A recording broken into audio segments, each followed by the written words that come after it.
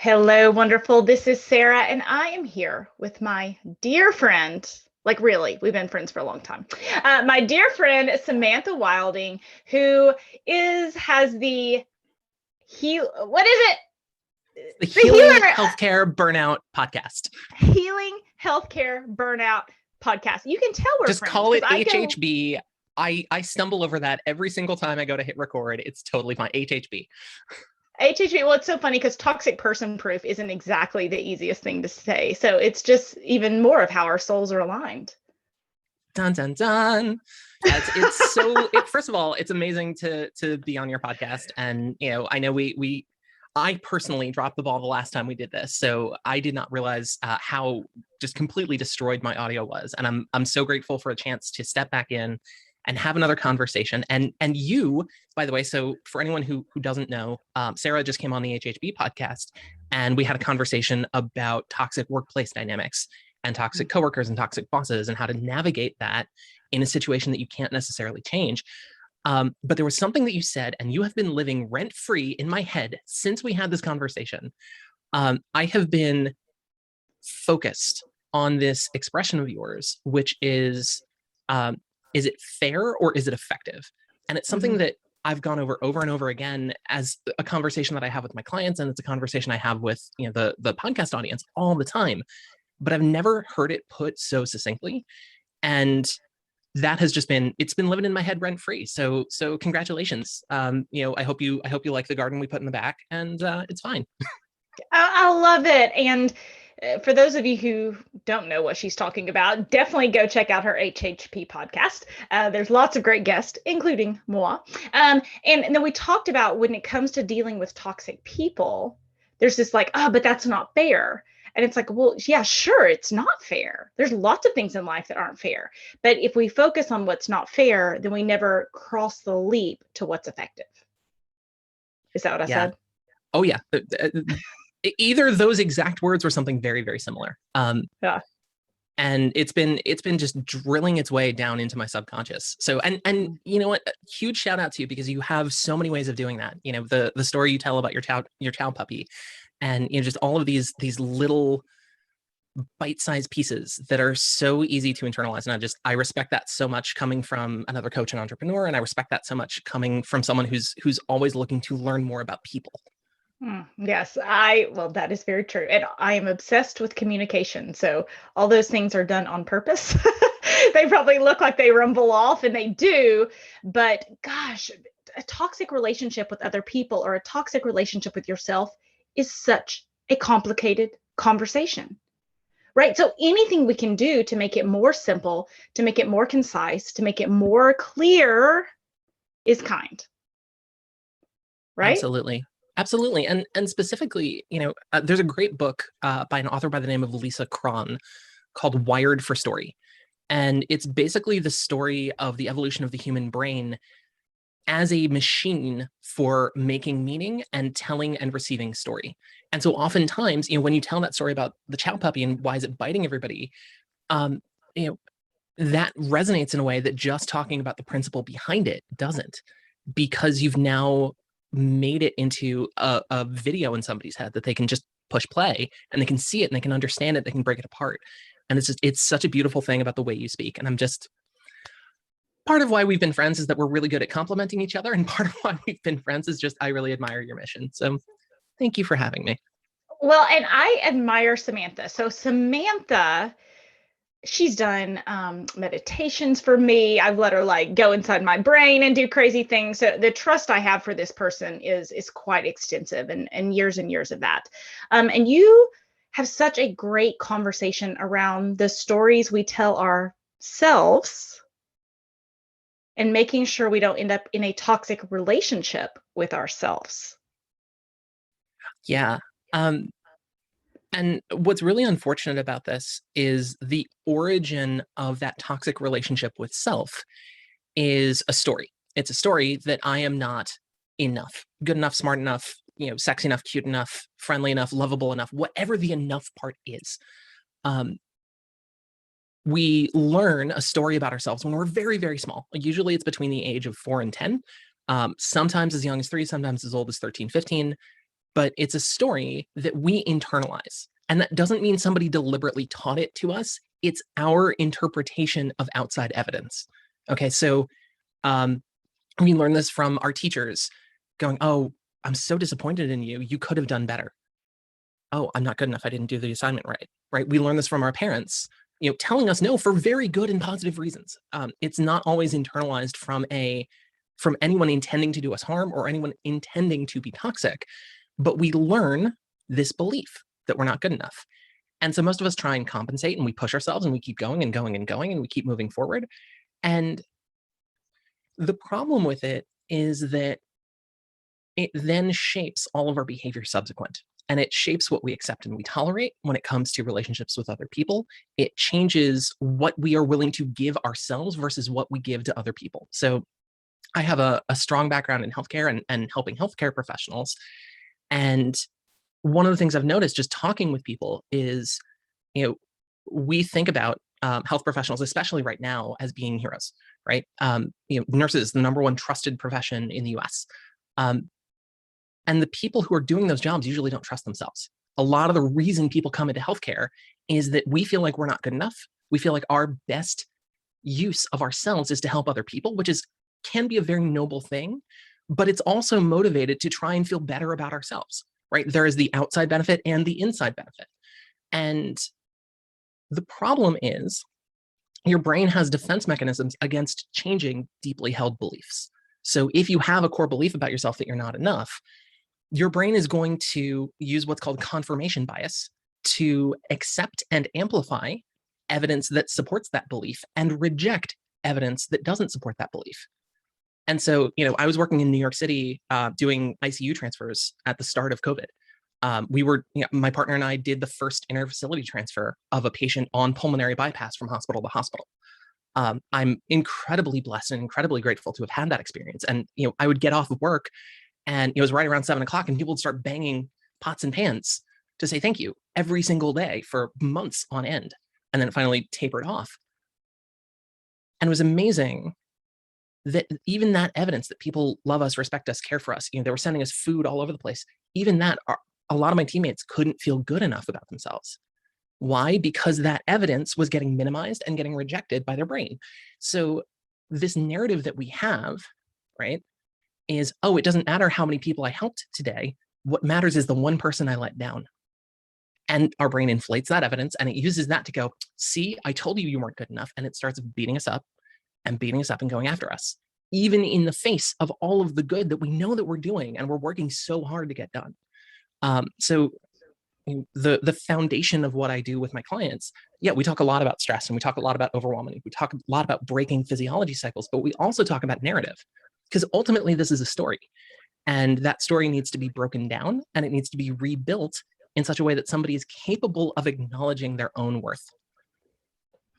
Well, and in Buddha's brain, Rick Hansen, I think was his name. The book is Buddha's Brain. It's fabulous. It's not really about Buddhism, though it sounds like it. But he talks about if you see a beautiful ocean scene and there's trees and there's perfect sand and there's perfect ocean and everything looks perfect, and then you see a crocodile, what is your brain going to focus on?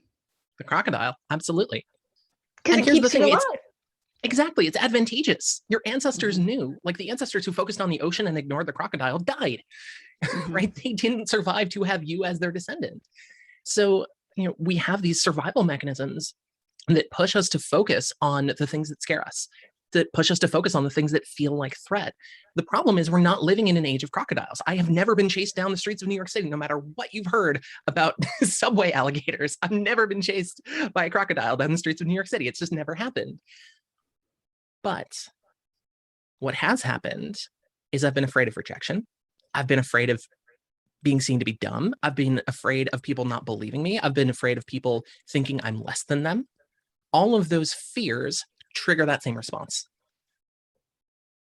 That fear response is the same thing. Your brain treats a tax return and a tiger in exactly the same way. It doesn't have another pathway for, oh, this is okay, it's just not great.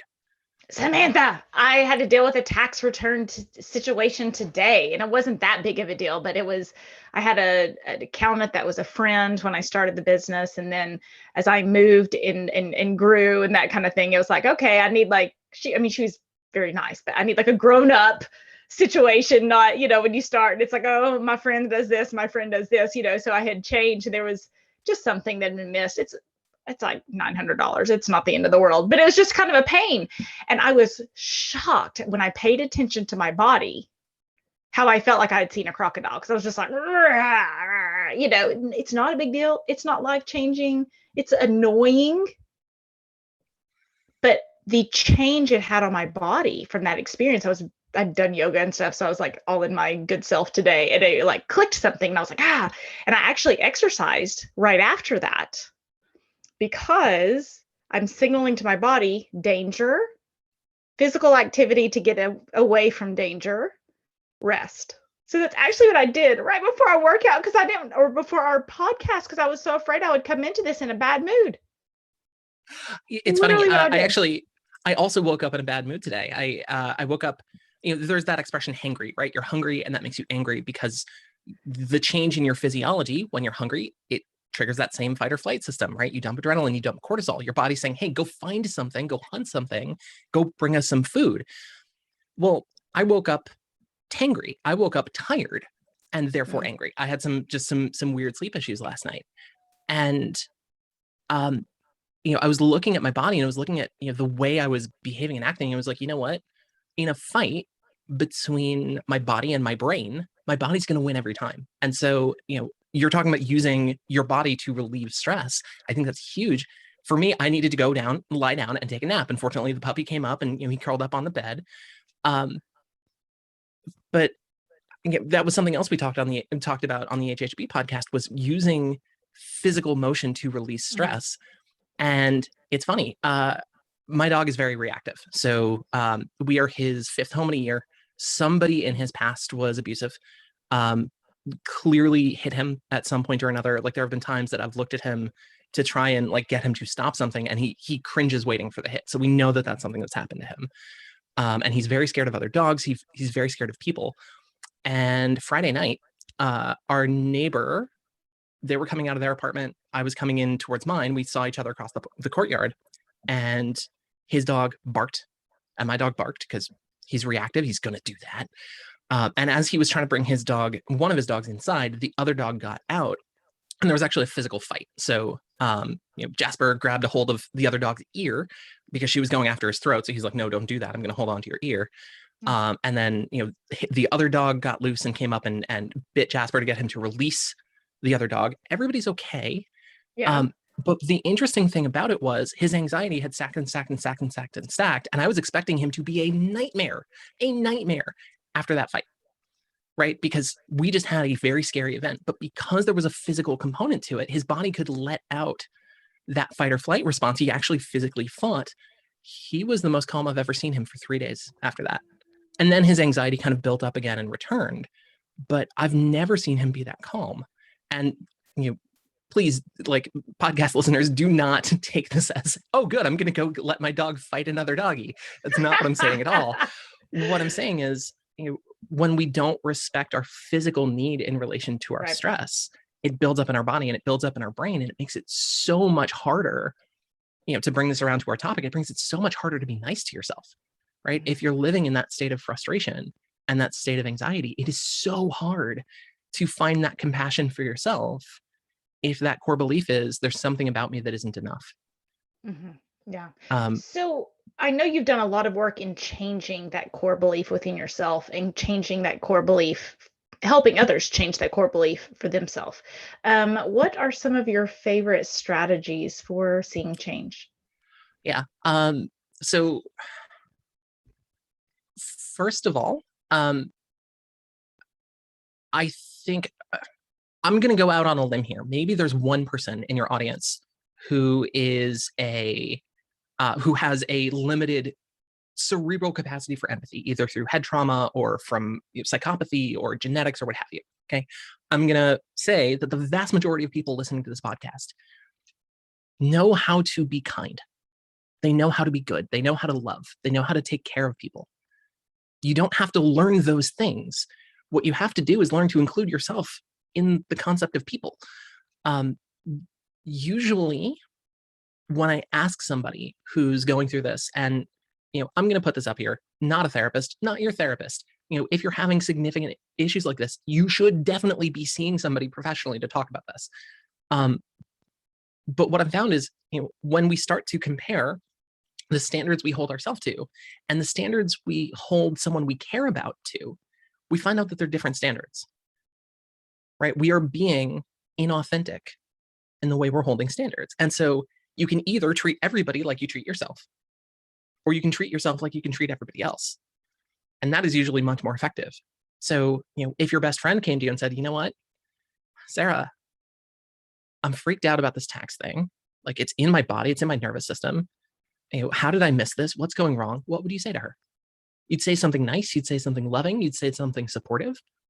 You don't need to be trained how to do that. You're an empathetic person. You're a kind person. You know how to say that. And can I say what yeah, please. I wouldn't say? Like, if I'm imagining in someone's head, you're so stupid. I can't believe you missed this. I can't believe that you didn't hire a different accountant 2 years ago instead of waiting until this year. I can't believe you didn't this. I can't believe you that. Right. Because sometimes when we say out loud what our heads do, you kind of hear how jarring it sounds, because it's like I switched personalities just then. Yeah. Okay. So the first time I ever expressed suicidality, I was 6 years old. And I didn't even remember that until my mom brought it up years and years later. But basically, from the age of 6 to the age of 30, I wanted to die. I didn't think I deserved to live. I felt like a freak. I felt like an outsider. That was the narrative I had about myself, was you are different. And that difference is because you are broken, and you're broken in whatever way. And it doesn't matter what the way is, right? The externalization was the problem. And I'll never forget, you talked about saying out loud what's going on in your head. When I was 30, and I can point you to the exact night this changed. When I was 30, I was working with my best friend. We were working as paramedics. And she's a year ahead of me, a year older than me. She was a year behind me in our career. So I got a chance to mentor her a little bit, kind of show her, she was a little bit newer. I was a little bit further along, and I had done a lot more reading and research, and like really gotten like totally brainy about it. And so I was like teaching her and like helping her grow and helping her feel good about what she was doing. And I'll never forget, we did a call together, and I have no idea what went wrong. I do know nothing bad happened. So nobody died, nobody got hurt, everybody got taken care of. But I didn't perform to my standards. I missed an IV, or I missed a diagnosis, or I missed something on an EKG, something fairly small. My partner caught it. Patient got great care, got delivered to the hospital. Everything's fine. But I didn't live up to my standards. And the loop that would happen in my head at that point was, can I swear? The loop that would happen in my head was, fuck you, you piece of shit. You don't deserve to live. That was the loop. That was how far my brain would go right off the bat, because of the story that I was telling myself. And I didn't say that out loud to my friend. I still hadn't really talked to her about exactly how dark my head was, but she knew that I was not happy with myself. And we get in the truck, and we're sitting in the front seat together, and I started saying some of the things out loud. Not to that extent, but some of them. And I'll never forget, it's raining, it's Brooklyn, it's 10:30 at night, it's blackout, there's the beautiful like sepia light from the street lamps kind of hitting the rain that's on the windshield, and the windshield wipers are going back and forth. And she just looks at me from the passenger seat, and she goes, "Would you say that to me?" And my stomach dropped. And my stomach dropped because I thought that she thought that I was judging her the way I was judging myself. And I was like, oh my God, no, sweetie, I love you. No, you're amazing. I would never say that to you. You're not. No, no, no, no, no, no, no, no. This has nothing to do with you.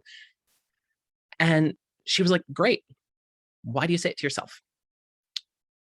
And I felt like she slapped me. And I felt like she slapped me because I did not have any logically justifiable reason. Like, I understood cognitively, not emotionally, but cognitively, that I had never killed anybody.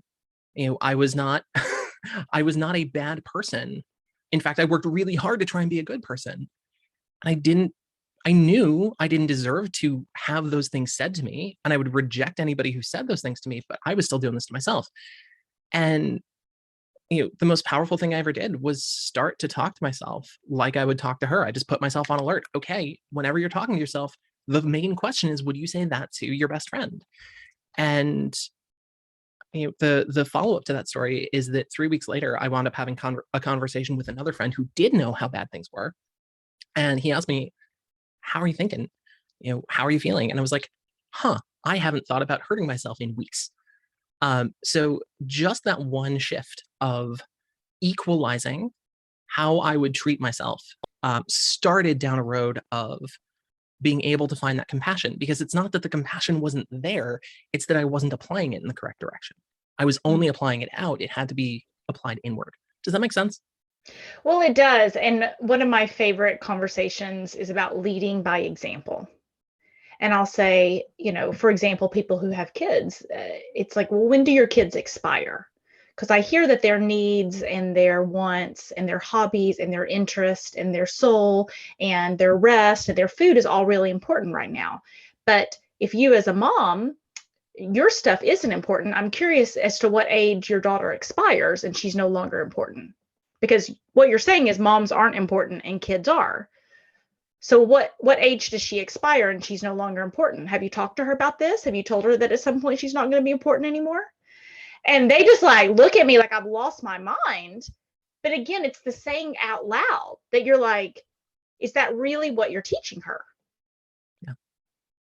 Is that really where you want to go with this thing? Because then you're passing her guilt along, or when she has kids or whatever. And it doesn't have to be kids. That's a really easy example. But it's like, oh, great. So everyone's important but you. Well, yeah. I mean, no. But sometimes sometimes the most extreme examples, like what we're talking about right now, can really lodge in and become good examples. And it's like, I just want to be someone who's honest. And honest with myself, which means I cannot possibly be the best or the worst person in the world. This feels okay. I feel okay with that. One of the things that I don't think I've ever actually said out loud to anybody around this conversation is, you're not special. You're not especially bad. You're probably not especially good. You're probably, and I work with people who work really hard to be really good. So they're probably, a standard deviation or two above the mean, right? They're probably on the happy side of the bell curve in terms of, are you a good person or not? But you're not different. There is nothing about you that is fundamentally, intrinsically different from other people. And the beauty in that is that the only thing standing between you and being nice to yourself and taking really good care of yourself is this double standard, is this perceived difference. And I know a lot of people take that to a spiritual place, and that's beautiful and that's lovely. But even just from an emotional, cognitive place, if you're no different from other people, and you believe that people deserve a second chance, you deserve that people should be spoken nicely to, if you believe in being polite, if you believe in being loving, then, and it takes courage, and it takes really being willing to fight a battle in your own head. And there are ways to make that easier, but it takes really just being willing to say the same things to other people and to yourself that you would to other people. Just don't put yourself in a separate category. And it's shocking how simple that principle is and how hard that is to execute when you've been telling yourself this story for a long time. So that, coming back to the defense mechanisms and but, right? And the other thing this comes back to is the way we're perceived by other people. And we worry so much about what other people think and say. And they don't think of us nearly as often as we think they think of us, right? We are a small portion of their story. And they usually don't want to waste the energy hating us or being against us. And totally understanding that your audience is dealing with a very separate topic, right? So yeah, but I remember I did my book launch thing for my Facebook group, and I had spinach in my teeth. it was really healthy spinach. I had a spinach and ginger smoothie before. I was trying to eat healthy, and whole Is there time, and such they're a like, thing as Sarah, unhealthy spinach? maybe he like fried spinach. I don't know. Yeah, I don't know. I'll look it up on my Fitbit. I mean, if you had, there's unhealthy Oreos, I know that. So if you had, they were like, Sarah, you have a spinach in your teeth. I mean, this morning I did a live recently, and so this background is so light and plain and lovely, so I can wear whatever I want, and you can see the difference in my outfits and stuff, which helps me and my assistant figure out which video is which. But my hair is so, if it's like sticking up or something is messed up, it's really noticeable, and you can kind of see that. And there's been a couple of videos recently that I would like do one with the headphones and then like take it off and then do a Facebook Live or something in the group separate from what I had just done. We've been two recently. I was like, guys, just excuse the hair. Like, sorry, But it was like my message was so important to me. I was talking about that concept of doing right for your kids and leading them by example, and not asking other people to do exactly the same topic, not asking other people to do or doing for others and not being willing to do for yourself. Because to me, that's dishonest. It's also not effective. No, gosh, no, not effective at all. But my hair was a hot mess, and I just let my hair be a hot mess. And I think about that concept. It's like, what's more important, me feeling comfortable about my hair or some woman getting the message that her 12-year-old needs? Yeah. And, so never trust a coach who doesn't have a coach, just like you should never trust a therapist who doesn't have a therapist, right? And I spent a good portion of this year working with a coach by the name of Seth Ellsworth. And one of the best questions he ever taught me to ask is, how does this cause me to see myself? So, looking at that situation, if you have a messy hair, just like I do right now, and you're delivering an important message, how does that make you see yourself? Do you see yourself as the person delivering the important message, or do you see yourself as the person who's going to get shamed because of messy hair? And similarly, when you come to the boundaries of what you're willing to do for yourself and for other people, are you seeing yourself as the kind of person who is preserving your own energy so you can keep doing that again and again and again, versus are you seeing yourself as the kind of person who's letting somebody down by not overextending yourself for them? That conversation makes a huge difference. Tell us about the soup kitchen. I loved that example of yours. Sure. So, and we see this a lot with COVID, especially with my audience, right? Healthcare workers are resigning in droves. They are fed up, frustrated. There's a lot of injustice in the way the healthcare system is built. So right now, if you're working on a floor as a nurse, you may be making, in some places, $60,000 a year. That's a fairly middle class salary. It's low. It's the lower end of the market. They will hire in a traveler to work next to you for $6,000 a week. And that's what it costs to bring somebody into that space. But if you're the person going, wait a minute, I'm working 52 weeks and they're working 10 and we're making the same amount of money, how is that fair? You can kind of spiral into that sense of injustice, right? But coming back to the soup kitchen,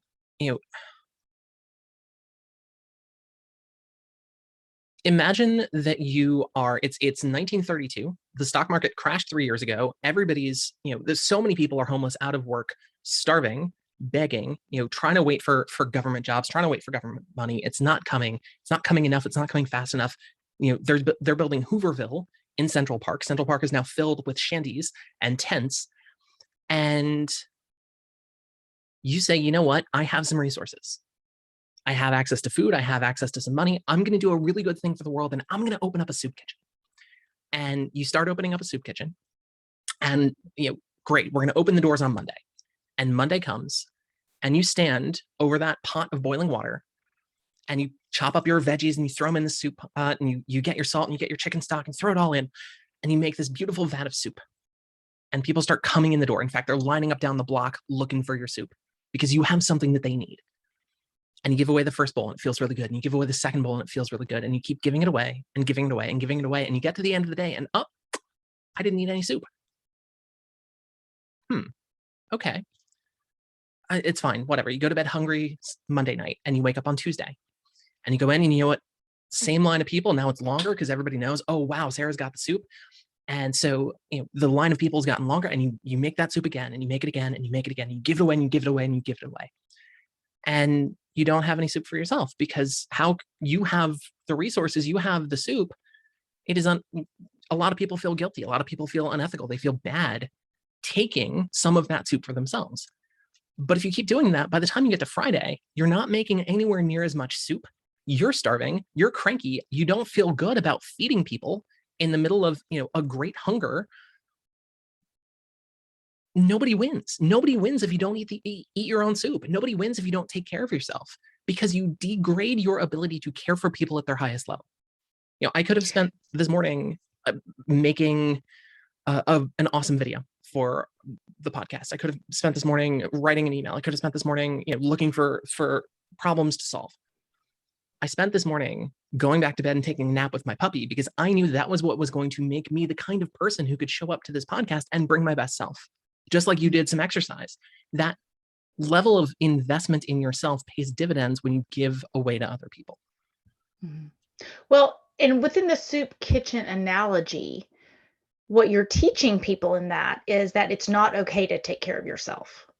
Again, I love the idea of the double standard and the danger of the double standard, right? So if you're not eating, you're telling people, well, the right thing to do is starve. I'm not eating. You shouldn't be eating. And they're like, no, I'm not trying to do that. The right thing to do is to help other people.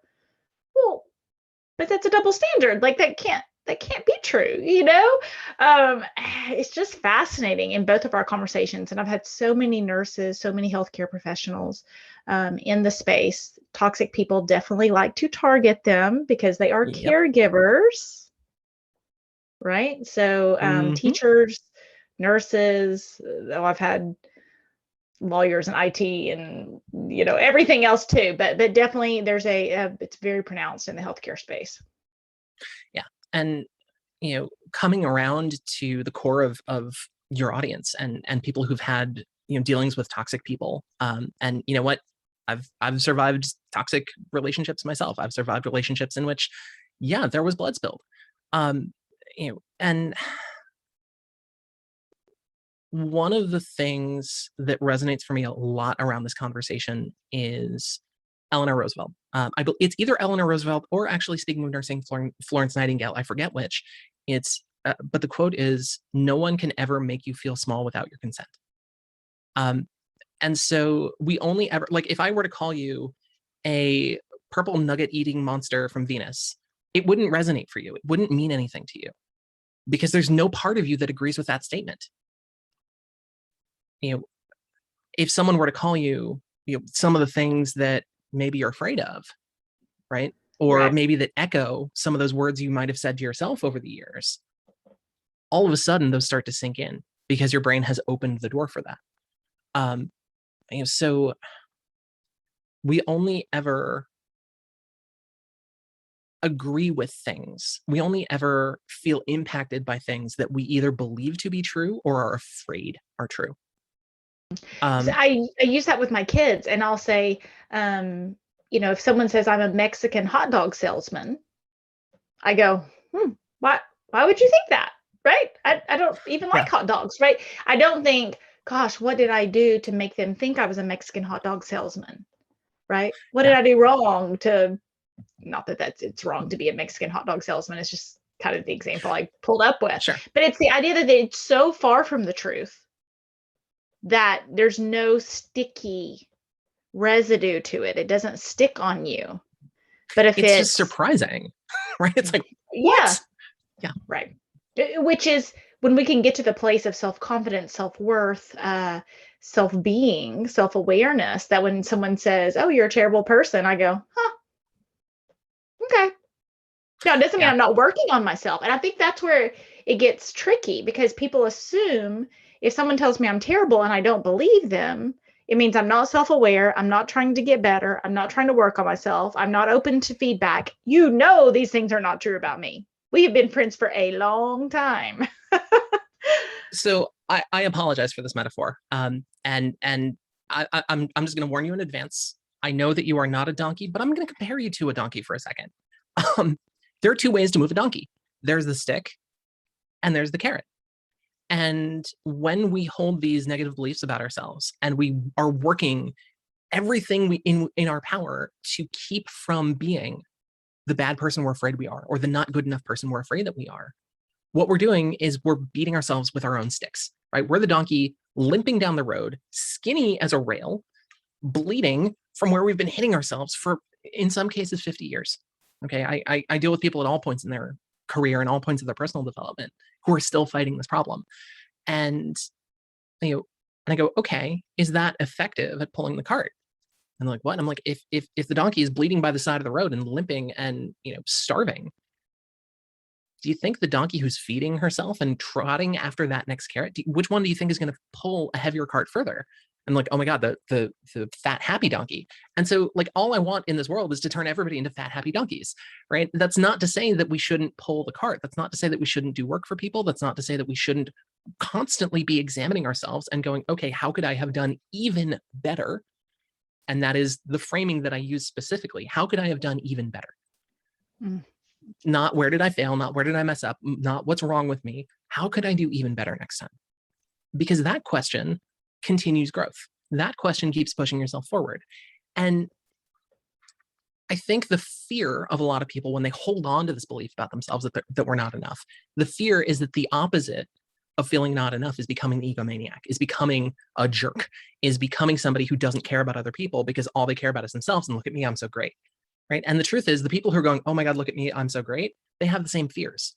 Their response is to try image management. And I know that's something that is a huge topic of interest for you, is how people manage image. That is the mark of somebody who is trying to show you how good they are. And I have straight up been that person. I have been the person who thinks they're better than you. I've been the person who thinks that they know what they're talking about and you don't. I've been the kind of person who is going to judge you for not playing on their level.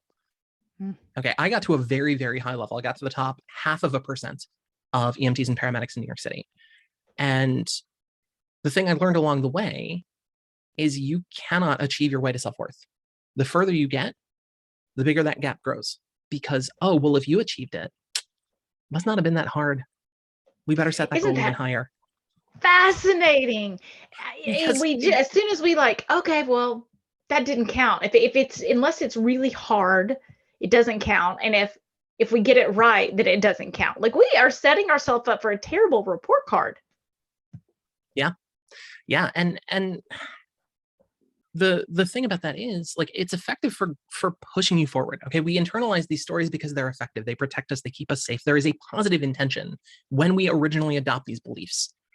There's a positive intention behind them. But at some point, we have to look at our lives and go, okay, at what point is this getting in my way now? What is this costing me? Is it costing me being a judgmental jerk? And you know what? I look back at some points in my career and I go, I was a judgmental jerk. And it's not that I wasn't trying to be a good person. It's that I was also trying to feel like I was good enough. And part of the way I could feel good enough, the false feeling of good enough, was to say, I'm up here and you guys are down here. Right? To use other people's perceived failings to lift myself up, instead of going, wow, I'm up here and you're down here. Hey, that's cool. There are places that you're up here and I'm down here. What can we learn from each other? That's a healthy conversation. But in order to be in a place where you're open to a healthy conversation, you have to have that healthy relationship with self. And once I started to have a healthy conversation with self, and once I started to internalize the idea, okay, you are good enough. Doesn't matter if you win, lose, go home. It doesn't matter what's right. Doesn't matter what you do wrong. You are enough and you're imperfect, and we can keep working on getting even better. Then you start to be able to look at those things and go, wow, I don't like this person, but what can I learn from them? What are they good at that I could add to my skill set? That's a whole different way of looking at people, rather than, you did this to me, rather than, oh my God, why can't you just do it this way? Other than, all of these ways we choose to look at people that make them the bad guy in order to make us the good guy. The point isn't to get Yeah. better. The point is to feel better. And that's a big difference. I'm sorry, I didn't mean to cut you off. No, the point. And that is something you and I in our friendship, I think, because we kind of started around the same time and some of those things. And it's just like, how are you doing? How's this? And then you'll pull ahead and then I'll pull ahead and then you'll pull ahead and I'll pull ahead. And it's so fun. Right. And I can't think of any time that I thought, oh, I hope Samantha fails so I can do better. Like, that's just heartbreaking to think about, and but I understand that's how a lot of people are living. Well, I mean, the fastest way to have the tallest building in the neighborhood is to burn down everybody else's house, right? Or find a reason that your house is better, even if it's smaller. They don't have that nice black trim around the windows. Like, their house sucks. I don't care how big it is. I don't care how big the property is. I don't care how many apple trees they have. We have the black trim and you don't. Sucker, right? Like, that mentality is pure ego protection. And and I'm so glad that that's something that's never come into our friendship. Like, every time you and I sit down and we talk about, like, oh my God, how are you doing? And you're doing really well. It fills my heart with joy. And the times that you're like, you know what, something isn't working, my first response isn't to go, I'm doing better. It's, it's to say, okay, cool. What can I do to be on your team? And we were talking a little bit before the show, we were talking about empathy, and and I've been sticking my head into a whole bunch of Brene Brown and a whole bunch of the research around empathy and where that comes from and how that operates. And I don't think we suffer from an empathy lack. There's a lot of conversation around, oh my God, we lack so much empathy these days. I don't think it's an empathy lack. I think it's an empathy localization. A lot of people are only willing to use the empathy that they have on a narrow circle around them, rather than saying, okay, this person who I've never met, but I'm seeing in a YouTube video, I'm going to apply my empathy to them because they are a person same as me. A lot of people skip that step. And I don't actually know where I was going with that. Yeah, no, it's fascinating. But I mean, well, we started this conversation applying that empathy in the right ways. And whether it's applying it to ourselves or applying it to the world or applying it, I think the wrap up is being in control, in a healthy way of control, of where we apply that empathy. It's just like fire, and fire can cook our food and save us, or fire can kill us. It's how you use the fire. It's how you use water. It's how you use wind for good or for evil. And not just having empathy for just ourselves, or never having empathy for ourselves. Both are equally scary. Yeah. And it's a question of equal application. Are you applying the same rules to yourself? Are you applying the same empathy to yourself? Are you applying your standards to other people in a way that's really unfair to them? So how are you evaluating things in context? I think is one of the biggest challenges with narrative and worth, and kind of dealing with this toxic internal voice in the back of your head, is saying, okay, where is this voice not being fair? And when you look back at yourself in the past, so this is something else too, is tied into all of this and wrapped around all of this is this concept of guilt and this concept of shame and this concept of there are things that we will do that we will cringe at for a long time. Oftentimes, there are still moments that I remember distinctly from high school, which was 20 years ago. It was 20 years ago. I'm literally more than twice as old as I was then. And yet, a couple of moments of things that I did that I found really embarrassing and weren't who I wanted to be, those will pop up in my brain every so often.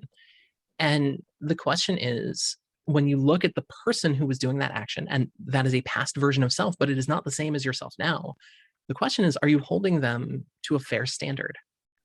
Right? When we feel guilt and shame around things, are we holding that version of ourselves to a standard that is fair for where they were at the time?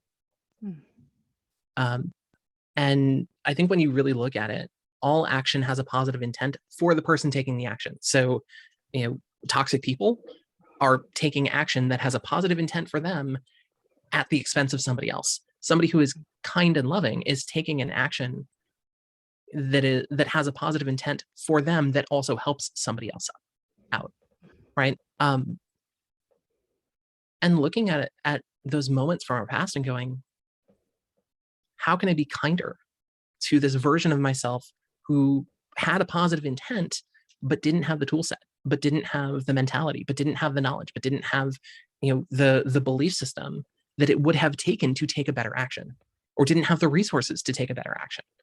And the other thing about that is our best changes from day to day.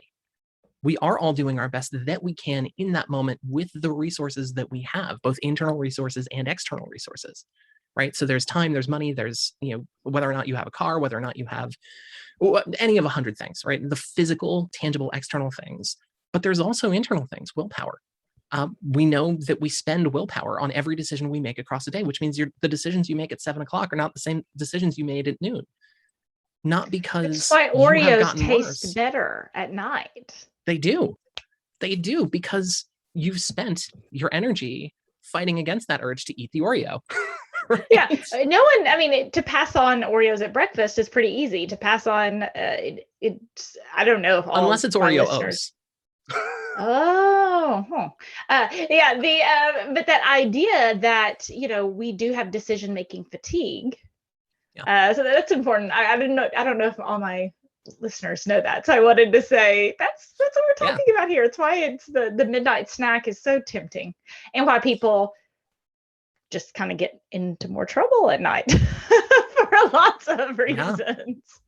Yeah, and it's also why, you can be perfectly kind and loving with your family at the start of the day, and you come home at the end of the day, especially if you haven't done any kind of effective stress management during the day, and you get home at the end of the day, and that one little thing that somebody's going to ask you for is going to feel like a huge imposition. Mm-hmm. It's not that the ask is different. It's that we are receiving that differently because we have less in the way of willpower. We have less in the way of decision capacity. We have less in the way of self-control because we've spent that across our day. So, and we haven't figured out how to refill the cup. So that's another big component of, what I wind up doing with clients is learning how to break that stress, that fight, flight, freeze thing we were talking about, break out of that. And then B, how do you refill that cup in tiny doses across the day so you don't get to the end of the day with an empty cup and, people still asking for water. Or soup. Samantha, where can people find more out about you?